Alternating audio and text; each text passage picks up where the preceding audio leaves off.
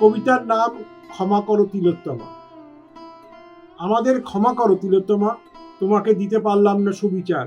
নপুংসক হয়ে গেছে বাঙালি আজ। আজ জনতা বিপ্লবের মন্দে উজ্জীবিত, কত রাত জাগা মিছিল প্রতিবাদের ঢেউ। সবাই এখন ফিরে গেছে আপন কুলায়।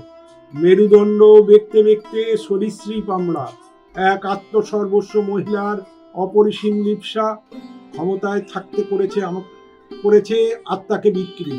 বাংলা আজ তাই দুঃস্বপ্নের নগরী। হে জ্বলন্ত মশাল জ্বালানো জুনিয়ররা, তাকে জ্বালিয়ে রাখতে অপারগ আমরা। বিচার আজ অপাঙ্ক্তেয় বাংলায়, ক্ষমতা আর কদর্য রাজনীতি রসু আতার।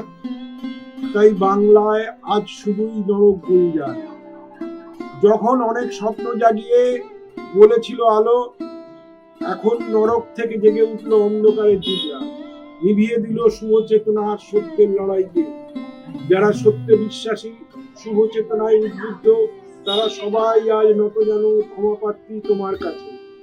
আমরা আজ সংখ্যালঘু হয়ে গেছি মাগো, তাই অভিজ্ঞরা আবার ফিরছে স্বমহিমায়।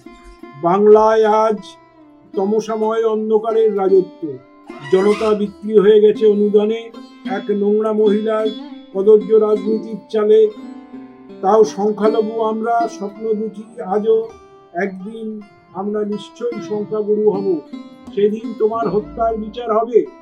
তবে জানি না আমি আজও কবে আসবে সেই সুদিনের সূর্যোদয়, কবে খুনিরা কারাগারের অন্তরালে যাবে। আমি আজও জনতার ক্ষমতায় বিশ্বাসী, তাই না হোক কাল অথবা পরশু দিন, একদিন নিশ্চয়ই বিচার পাবে তুমি আর তোমার মতো অসহায় সব নারীরা।